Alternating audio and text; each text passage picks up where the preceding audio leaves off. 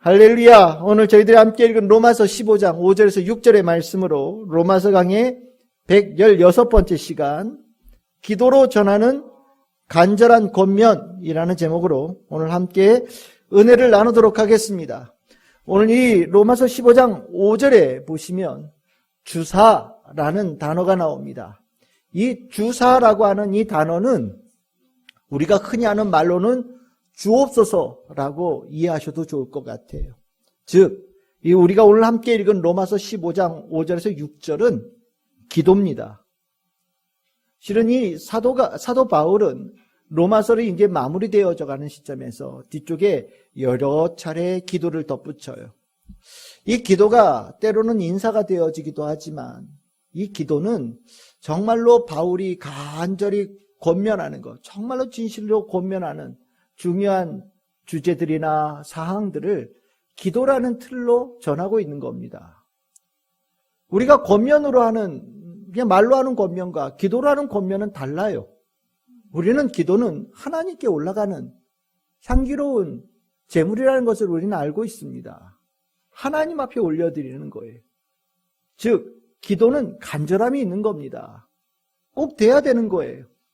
기도하는 자의 온 마음이 들어있고 정말 그 심령을 다하여서 눈물로 올려드리는 기도가 바로 이 간구에 들어있다라는 것은 우리가 이 로마서 15장 5절에서 6절의 이 말씀을 정말 귀담아 들어야 되지 않나 라는 생각을 갖게 하는 중요한 요소라고 저는 생각을 합니다. 바울이 기도한다 할 때 우리는 그 기도를 나를 위해서 하는 기도로 들을 수 있어야 됩니다. 물론 이 로마서 편지를 읽는 로마교회의 성도들도 이 말씀을 바울의 기도로 들어야 되는 것이 마땅하지만 오늘 우리가 살아가는 우리들도 이 바울의 기도를 나를 향한 우리를 향한 기도로 듣고 이 기도 안에 들어있는 그 간절함을 받아들이고 또 우리 안에 올바름을 세워가고 이 권면대로 잘 세워져가는 교회와 성도 되어지는 것을 깊이 결단하는 우리가 성도가 되어져야 됩니다.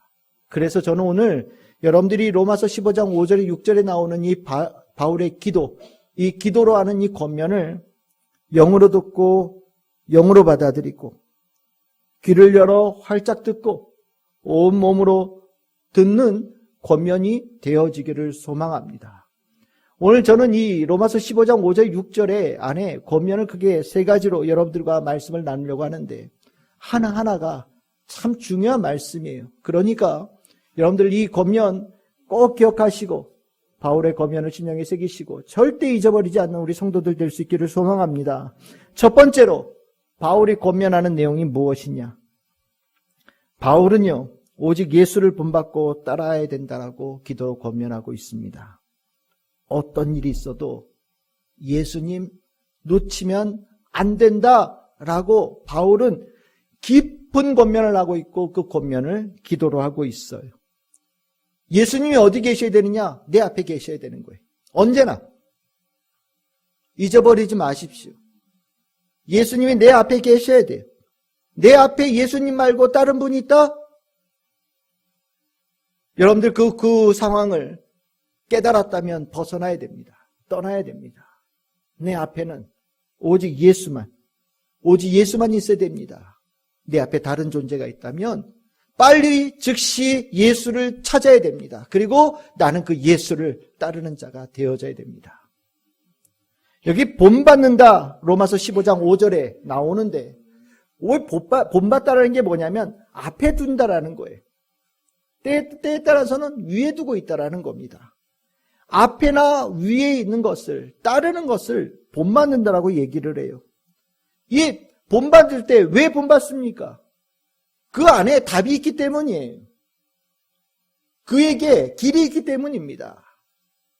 그만 쫓아가면, 그를 따라가면, 그를 본받으면 그 가운데 우리가 원하고 바라고 또 얻어야 되고 바라야 될 그것이 분명히 있기 때문에 그것을 알기에 본받고 따르는 겁니다. 우리가 이 본받는다라는 것, 우리는 정말 늘 언제나 뭔가를 쫓아가고 있어요.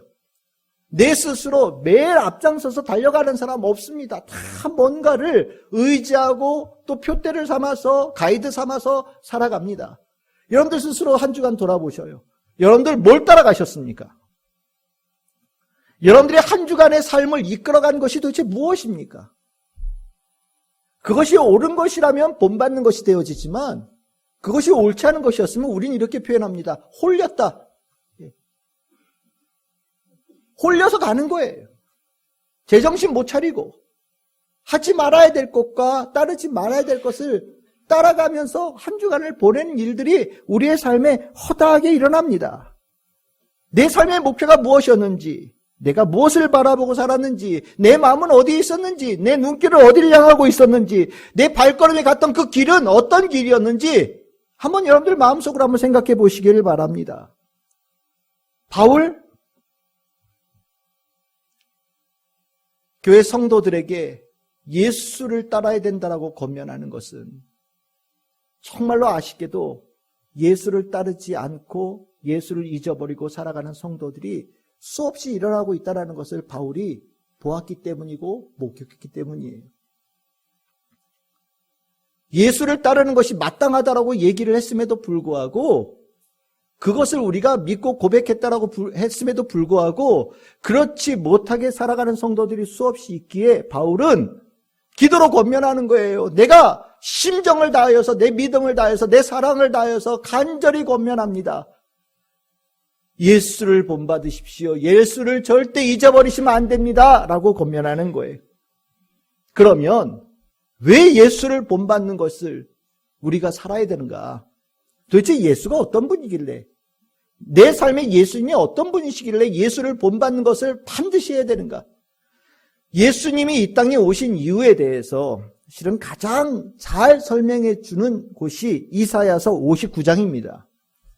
이사야서 59장 9절서부터 20절까지 이어지는 말씀에 우리가 왜 예수를 따라야 되는지, 예수님이 어떤 분으로 오셨는지를 잘 설명하고 있어요. 먼저 9절에서 11절까지 보시면 우리가 어떤 상하길래 정의가 멀고 공의가 없고 어둠이고 캄캄하고 맹인 같고 담을 더듬으며 눈 없는 자같이 두루 더듬고 다니고 넘어지고 죽은 자 같고 울부짖는 자의 삶을 우리가 살고 있다. 우리의 삶의 상태다 라고 하나님께서 이사야 예언자를 통해서 말씀해 주셨어요. 이게 우리의 상태예요.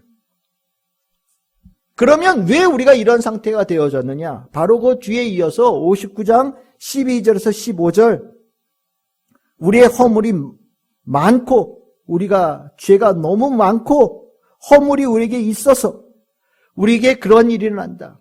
여호와를 배반하고 속이고 하나님을 따르지 않고 도리어 죄악을 따르고 마음이 잘못되어지고 정의가 뒤로 물러서고 주께서 원하시지 않는 모습들, 성실이 없고 악이 가득한 자의 모습으로 살아가는 모습이 있었기 때문에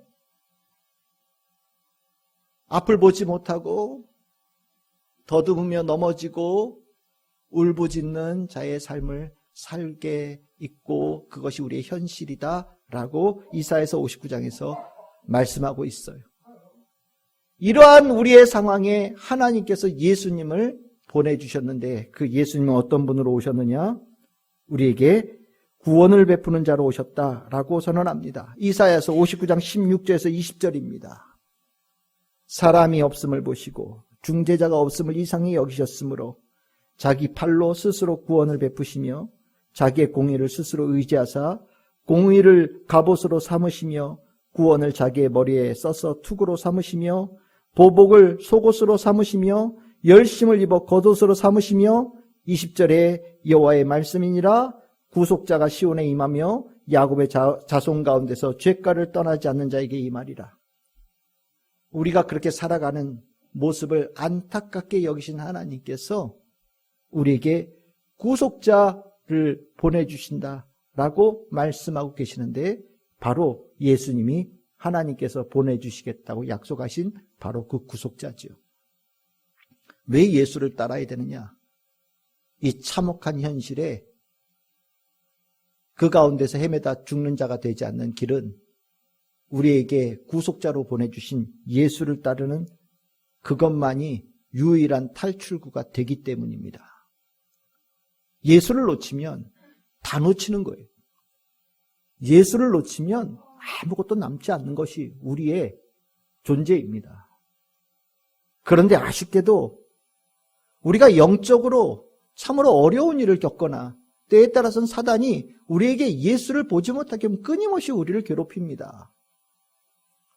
예수에게 초점을 맞추고 있는 것처럼 보이는데 어느 날 내 초점이 다른 데를 향하게끔 사단이 회방을 하거나 예수를 바라보고 있는 내 삶에 걸림돌을 두어서 예수를 보지 못하고 내 삶의 앞에 두어져 있는 걸림돌에 내 눈길을 바꾸게 만드는 일도 일어나고 때에 따라서는 삶의 여러 가지 어려움과 갈등들을 수없이 일으킴을 통하여서 예수를 바라보지 못하는 심령을 만드는 일들을 허다하게 만들어냅니다. 예수 안에 답이 있고 예수 안에 길이 있고 예수를 바라보는 것이 유일한 생명길이라는 것을 우리가 익히 알고 있지만 실은 우리는 예수를 바라보는데 때에 따라서는 실패자가 되는 일들이 수없이 일어나고 그래서 넘어지는 일들을 바울은 보고 있는 거예요. 그래서 바울은 피 끓는 심정으로 절박함으로 고면합니다. 예수를 본받으라. 예수를 본받으라. 예수만 따르라. 예수만 닮으라. 예수를 절대 놓치면 안 된다. 예수 놓치면 끝이다. 라고 바울은 얘기하고 있는 겁니다. 우리가 로마서 이제 거의 다 읽어가잖아요. 여러분들 로마서 다 읽어가면서 여러분들 심령에 뭐가 남았습니까? 예수님이 남아야 되는 거예요.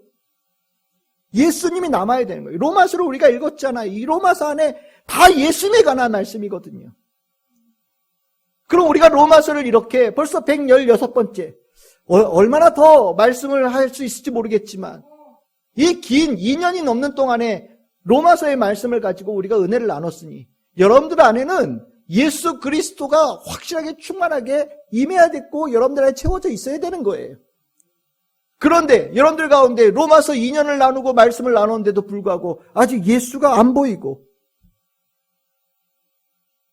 때에 따라서는 로마서를 읽었는데 복음은 알았는데 예수는 모르고 때에 따라서는 로마서를 쓴 바울만 아는 일들 허다하게 일어납니다. 도대체 바울이 무엇을 얘기했는지 그 초점을 잃어버리니 로마서 안에 있는 생명력을 내가 누리지 못하는 안타까운 모습들이 일어날 수 있지요. 로마서의 말씀을 나누는 게 그렇게 쉽지 않아요. 로마서의 말씀이 참 어렵습니다. 또 진지하잖아요. 이 진지함이 여러분들의 심령에 예수라는 이 이름으로 확실하게 새겨져 있어야 되는 거예요. 전 참 아쉽게도 2년을 이 로마서의 말씀, 예수님에 대한 이 말씀을 깊이 나누었는데 아직도 내 삶의 문제를 해결하지 못하고 예수 이름으로 벗어나지 못하는 모습을 볼 때 2년 동안 나누었던 예수 그리스도의 복음이 과연 이 성도님에게 어떤 힘이 되어지고 어떤 능력이 되어졌는지 실은 저는 궁금해져요. 바울은요, 예수 잊어버리고 살아가는 삶을 너무 많이 봐서 이런 권면을 하는 거예요. 혹시 여러분들 중에도 나도 예수님이 잘 안 보여요. 예수님을 따르고 예수님을 본받는 것이 참 어려워요. 어떻게 하면 본받을 수 있나요? 어떻게 하면 그것을 내 삶에도 이루어 갈 수 있나요? 라고 만약에 물어보신다면 여러분들 그 답은 성경 안에 있습니다. 성경 펴십시오. 읽으십시오. 한 3분 읽고 재미없다고 덮지 마시고 1시간 읽다가 뭔 소리인지 모르겠다고 덮지 마시고 한 달 정도 읽다가 아유 재미없다고 덮지 마시고 성경을 통해서 예수 그리스도 만날 때까지 붙잡고 읽으십시오. 예수 아니면 죽는다라는 심령으로 그 성경 안에서 예수님 만나기를 갈구할 때 하얀 건 종이요 까만 글씨처럼 보였던 그 글씨가 인격이신 예수 그리스도로 내 심령에 임하여서 감동과 감화와 변화를 일으키는 놀라운 축복의 말씀으로 역사하는 것을 여러분들이 경험하게 될 겁니다. 그리고 나면 예수 본받고 예수 따르는 것 얼마든지 가능하고, 예수 믿고 예수 이름으로 승리하는 자 되어지는 것 얼마든지 가능합니다. 여러분들의 영적인 상태는 여러 가지로 체크가 되어져요. 저는 아슬아슬한 심령으로 볼 때가 있거든요. 예수님에 대한 갈망이 사라지면 예배에 대한 갈망도 점점 희미해지고요. 성경 붙들고 무릎 꿇고 읽는 그 순전한 모습, 절박한 모습도 점점 희미해집니다. 그리고 얼마 지나지 않아서 예수를 놓치는 일들이 일어나요. 그러면 삶에 폭풍이 몰아치는 겁니다. 저는 여러분들에게 이 바울의 권면이 정말 깊이 들어가기를 바라요. 예수 본받으라. 예수 놓치면 안 된다. 예수님 끝까지 따라야 된다. 너의 앞에는 오직 딱 한 분 예수만 있어야 된다. 이 바울의 권면이 여러분들의 신령이 깊이 새겨지기를 소망합니다. 두 번째로 바울이 로마서 15장 5절에서 6절에 하는 권면이 무엇이냐? 교회와 성도가 품어야 될 뜻은 오직 딱 하나, 예수님의 뜻이어야 된다라고 가르칩니다. 이것이 바울의 권면이에요. 사단이 우리도 모르는 사이에 우리 안에 가라지 같은 이상한 뜻을 막 씨앗을 뿌려요. 그리고 나면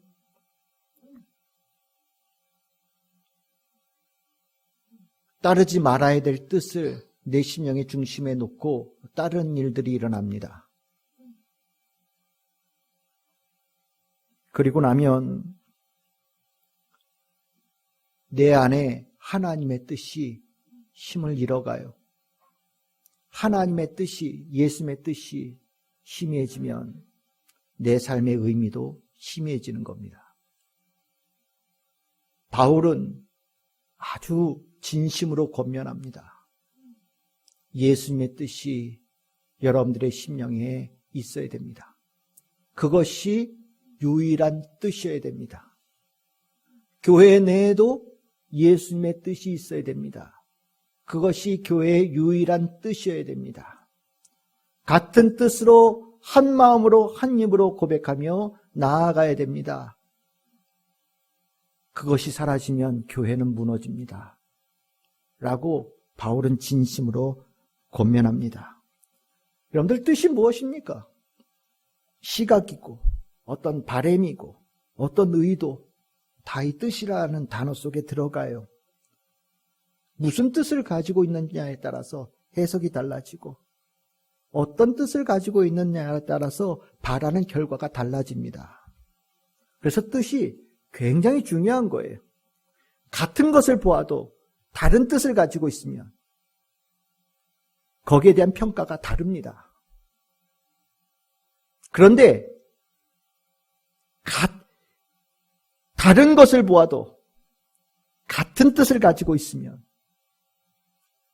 그에 대한 평가가 하나가 되어질 수 있는 역사가 일어나요.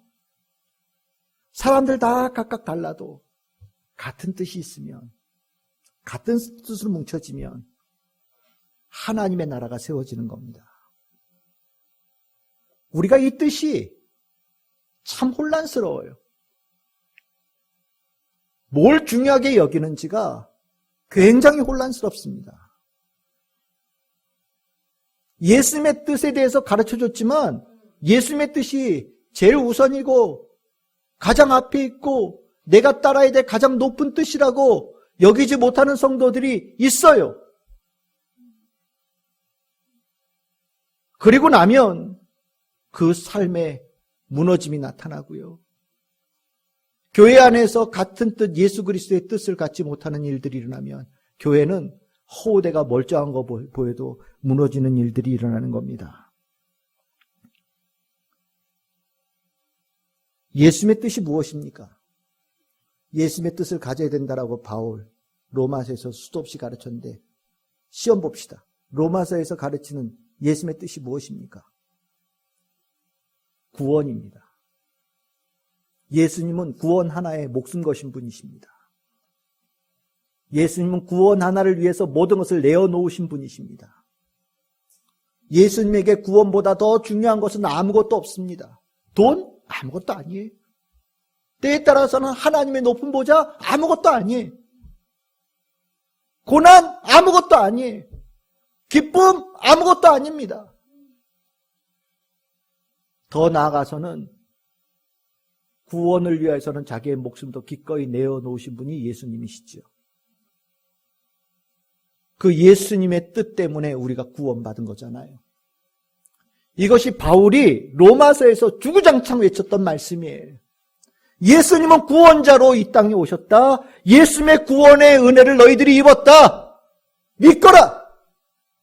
믿는다라는 것이 무엇입니까? 예수님의 그 구원의 뜻을 나의 뜻으로 삼는 거거든요. 교회는 그런 성도들이 모인 곳이에요. 그래서 그 뜻, 하나 되어진 뜻을 가지고 우리도 이 예수님께서 머리 되어지신 이 몸의 교회로서 구원의 뜻을 이루어가는 것이 교회입니다. 그래서 이 자리에 있는 모든 성도들은 하나의 뜻을 가지고 있어요. 예수님의 뜻. 무엇을 위한 뜻이요? 구원을 위한 뜻이지요. 여러분들 구원을 위한 뜻을 가졌다라는 것이 얼마나 귀한 것이냐. 구원을 바라는 자에게 하나님께서 모든 것으로 축복하셔요. 하나님의 나라, 그 나라와 그 의를 구하는 자에게 하나님께서 축복하시는 겁니다. 우리는 구원이 내 삶, 일상적인 삶과는 좀 동떨어진 것이라고 생각하는 분들이 있어요.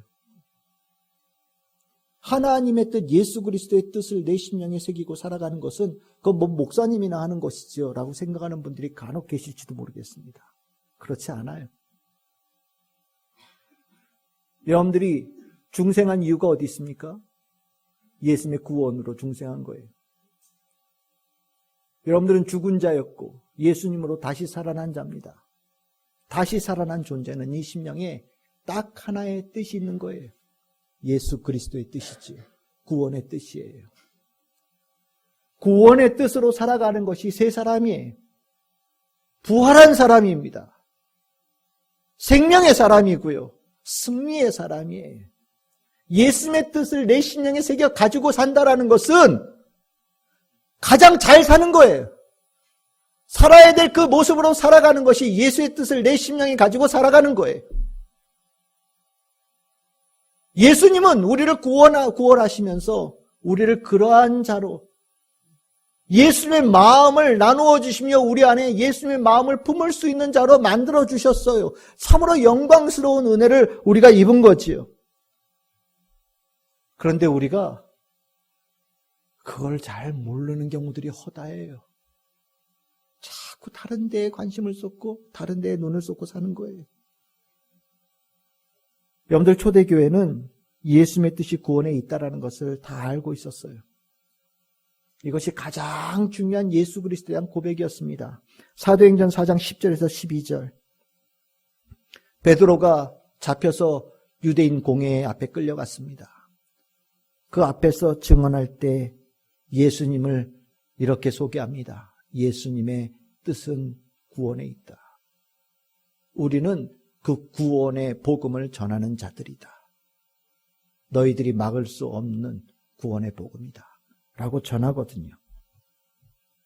이게 얼마나 위대한 선언인지 몰라요. 예수 그리스도의 구원의 뜻을 품고 살아가니 별 볼 일 없는 그 베드로가 가장 위대한 사도로 우뚝 서는 겁니다.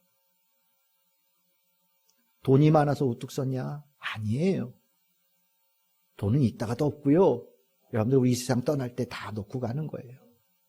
돈이 아무리 많아도 하나님의 뜻을 잃어버리고 예수님의 뜻을 잃어버리면 그 빛을 잃어버립니다.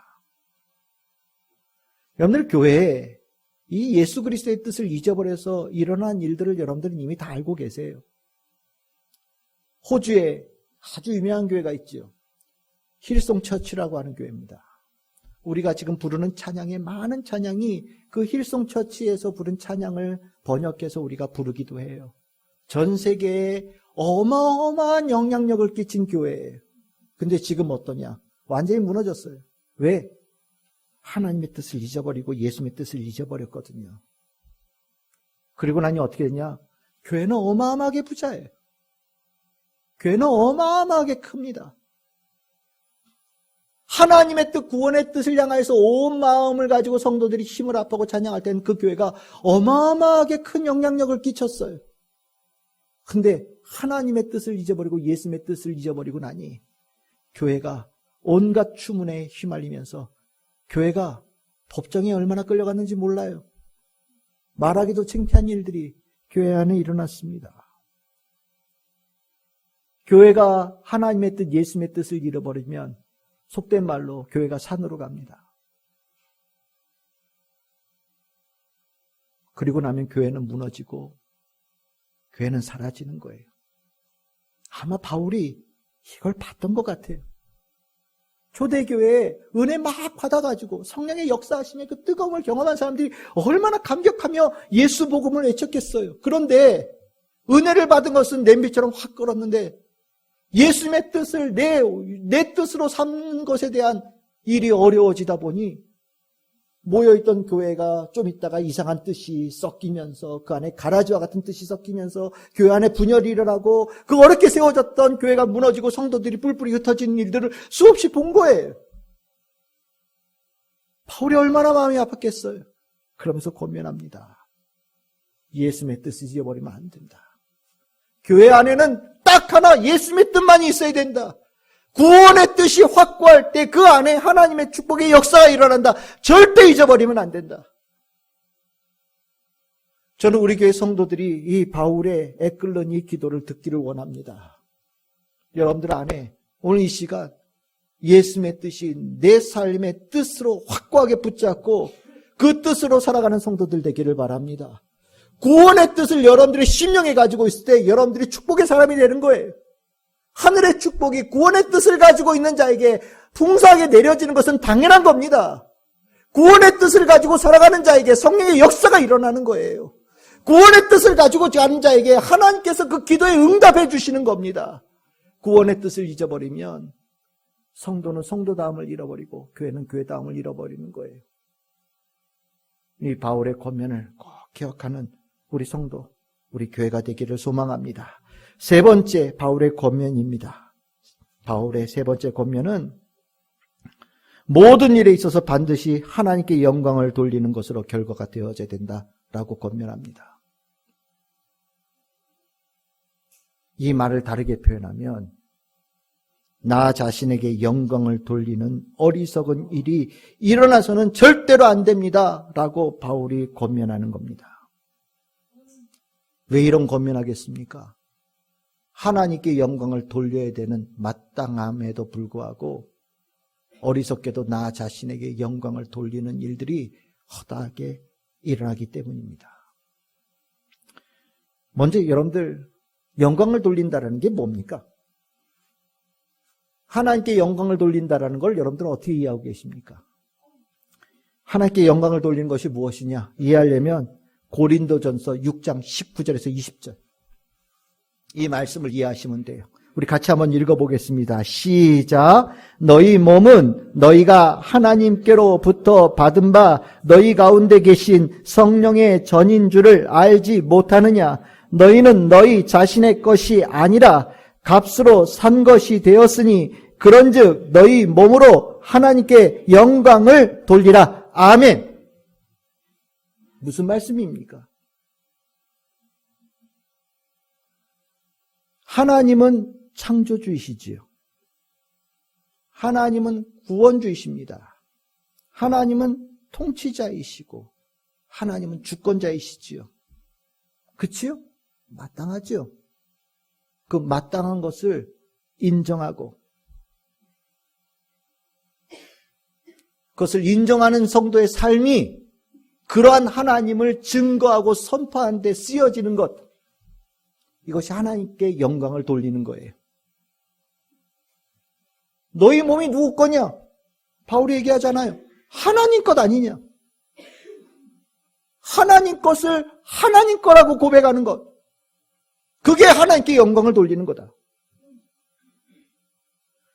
나는 하나님의 것이에요. 내 삶의 모든 것을 하나님께서 주신 겁니다. 하나님께서 만드셨고 하나님께서 인도하셨어요. 하나님은 놀라운 나의 사랑하시는 아버지이십니다. 하나님께 이 모든 영광을 돌립니다. 이렇게 얘기하는 거라는 거예요. 맞아요. 마땅한 거예요. 이거는 뭐 해라 말아라 할 것도 없는 거예요. 그런데 왜 이런 권면을 합니까? 이거 안 하는 사람들이 너무 많으니까요. 하나님의 창조주 되심을 부정하고 하나님의 구원자 되심을 의심하고 하나님의 주권에 대해서 업신여기고 하나님의 살아계심 또한 인식하지 못하는 많은 이들이 하나님 얘기하면 에이 거짓말 하는 이들이 있으니까 하나님께 은혜 받고 하나님께 구원받은 성도들은 그들 안에 들어가서 하나님의 살아계심, 하나님의 은총, 하나님의 사랑하심을 증거하라는 거예요.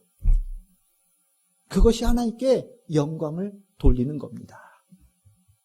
영광을 돌리는 거 당연하죠. 그런데 이것 또한 정신 차리지 않으면 이 마땅한 게 잘 안 돼요. 사단이 우리 안에 들어오면요. 하나님께서 주신 축복을 하나님께 영광을 돌리는 데 쓰지 않고 나의 영광을 위해서 씁니다. 내가 살아온 거 다 주님의 은혜라고 우리가 찬양도 하고 고백도 하잖아요. 그런데 사단이 우리 안에 생각을 조금만 살짝만 바꾸면 내가 잘나서 되어진 것이라고 생각하고 내 능력이 특별해서 되어진 것이라고 생각하고 이것은 나의 영광으로 삼는 일들이 허다하게 되어집니다. 그리고 나면 나의 기쁨, 나의 유익을 위해서 아낌없이 사용하기 시작하죠. 한마디로 이기적인 인간으로 확 변화되어지는 겁니다. 시작도 멋있고 과정도 훌륭하고 결실도 너무너무 풍성해서 아름다운 일들을 이루어내는 경우들이 있어요. 하지만 마지막에 이것을 하나님께 영광을 돌리지 못하면 다 꽝이에요. 중요한 겁니다. 다시 말씀드리겠습니다. 시작할 때 너무 멋있게 시작해요. 정말 그 안에서 일하는 일들이 너무너무 아름다워요.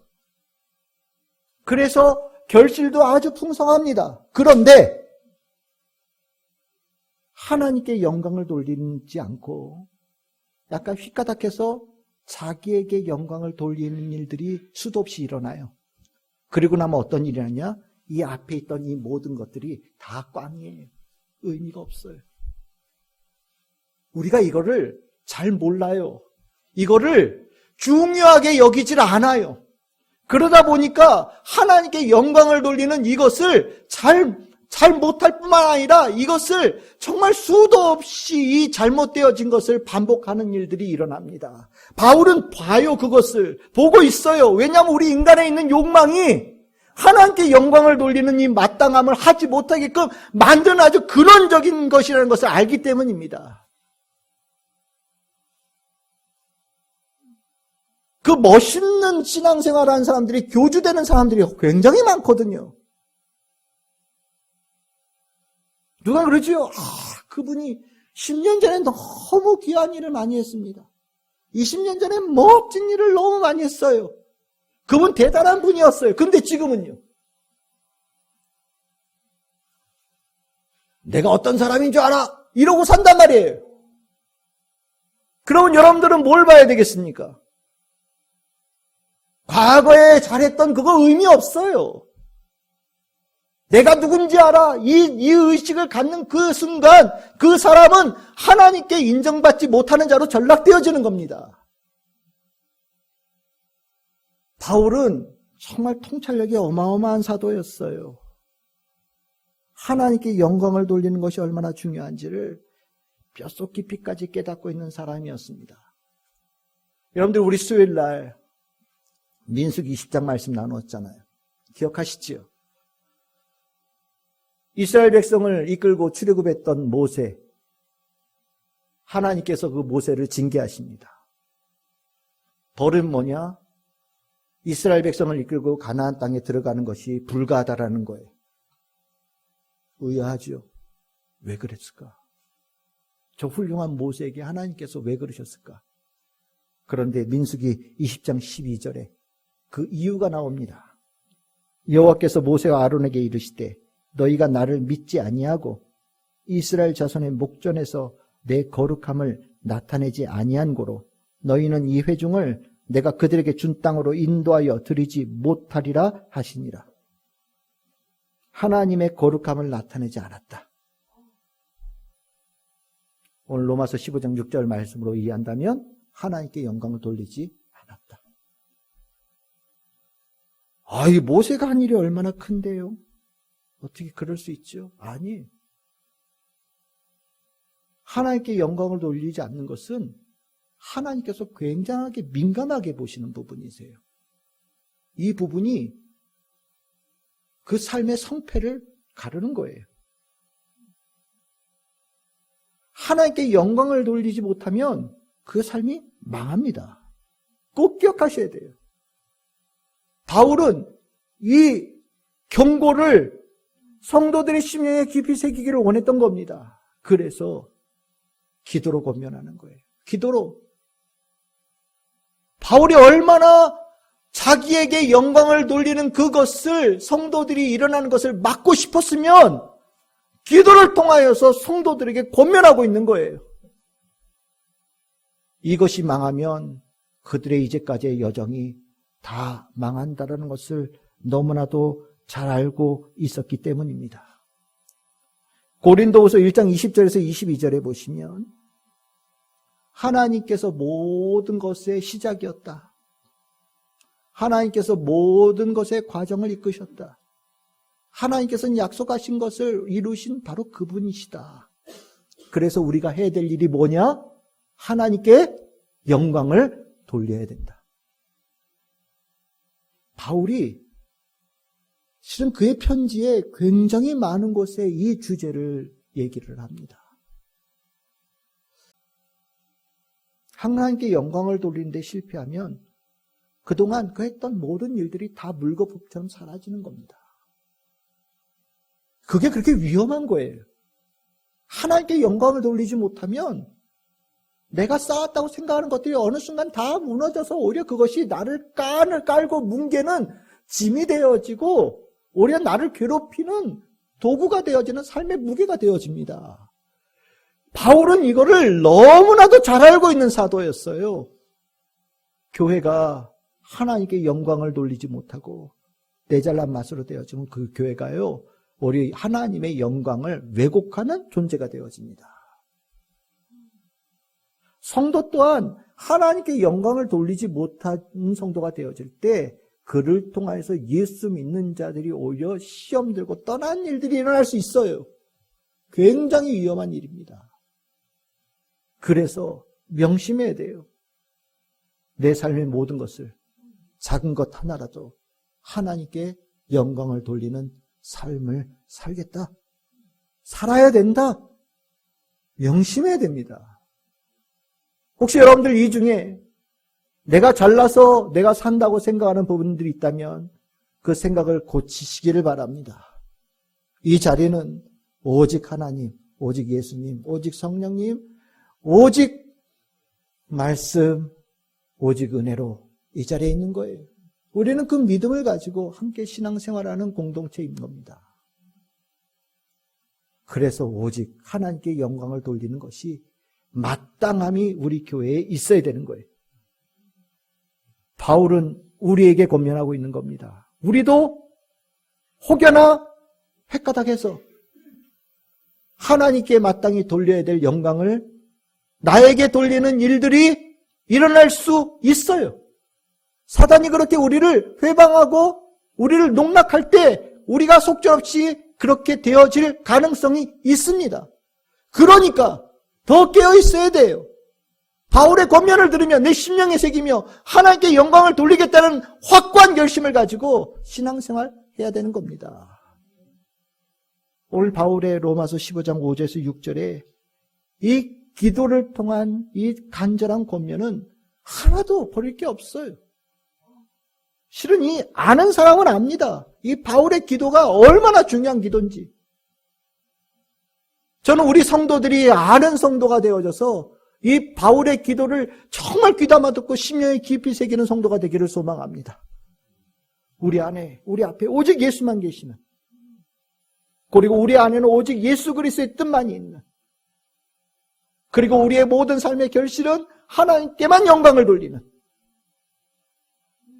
그래서 주님께서 우리를 부르시는 그날까지, 주님께서 다시 이 땅에 오시는 그날까지 우리가 가져야 될 모습, 성도다움의 모습을 가지고, 교회다운 모습을 가지고 하나님의 뜻을 이루어가는 우리 성도와 우리 교회가 되어지기를 간절히 소망합니다. 우리 참 즐거운 교회 모든 성도들에게 그 은혜가 충만하게 임하시기를 주님의 이름으로 축복합니다.